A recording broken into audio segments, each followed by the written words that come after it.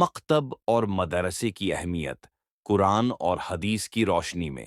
السلام علیکم ورحمۃ اللہ وبرکاتہ۔ پیارے اسلامی بھائیوں اور بہنوں، جب بچہ اس دنیا میں آتا ہے تو وہ ایک صاف کاغذ کی طرح ہوتا ہے۔ اب یہ ماں باپ پر ہے کہ اس پر کیا لکھا جاتا ہے، دین کا نور یا دنیا کا اندھیرا۔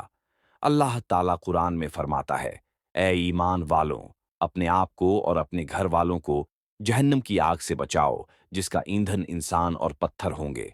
سورہ تحریم آیت 6۔ سوچئے، اگر ہم اپنے بچوں کو قرآن نہ سکھائیں، نماز نہ بتائیں، حلال حرام کی تمیز نہ دیں، تو کیا ہم واقعی انہیں اس آگ سے بچا پا رہے ہیں؟ بھائیوں اور بہنوں، یہی مکتب ہے جہاں بچہ پہلی بار بسم اللہ کہنا سیکھتا ہے۔ یہی مدرسہ ہے جہاں اسے قرآن کا نور، نماز کی اہمیت اور رب کی پہچان ملتی ہے۔ رسول اللہ صلی اللہ علیہ وسلم نے فرمایا، تم میں سب سے بہترین وہ ہے جو قرآن سیکھے اور دوسروں کو سکھائے۔ صحیح بخاری۔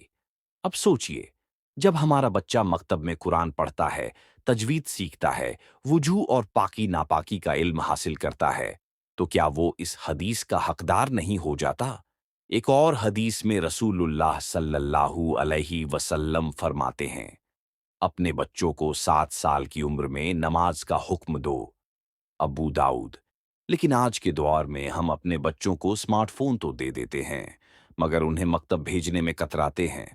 ہم انہیں انگریزی، میتھس اور سائنس سکھاتے ہیں جو یقیناً ضروری ہیں، مگر کیا اللہ کا کلام، رسول اللہ صلی اللہ علیہ وسلم کی سنت اور آخرت کی تیاری اس سے کم ضروری ہے؟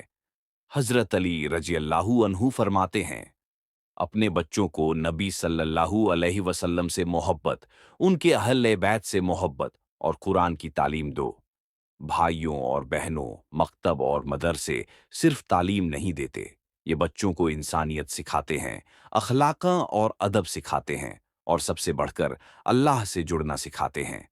قرآن کہتا ہے، اللہ ان لوگوں کے درجے اونچے کرتا ہے جو ایمان لائے اور جنہیں علم دیا گیا۔ سورہ مجادلہ آیت 11۔ اسلامی علم وہی روشنی ہے جو دلوں کو زندہ کرتی ہے، اور یہ روشنی مکتب سے شروع ہوتی ہے۔ تو چلیے، آج ہی طے کر لیجئے کہ ہمارے گھر کا ہر بچہ مکتب جائے گا، وہ قرآن سیکھے گا، نماز سیکھے گا اور دین کا سچا پیغام لے کر آگے بڑھے گا۔ یاد رکھیے، مکتب صرف 2 گھنٹے کی تعلیم نہیں، بلکہ پوری زندگی کی کامیابی کی کنجی ہے۔ اللہ تعالی ہم سب کو اور ہماری اولاد کو دین کی سمجھ اور اس پر عمل کی توفیق عطا فرمائے۔ آمین۔ والسلام علیکم ورحمۃ اللہ وبرکاتہ۔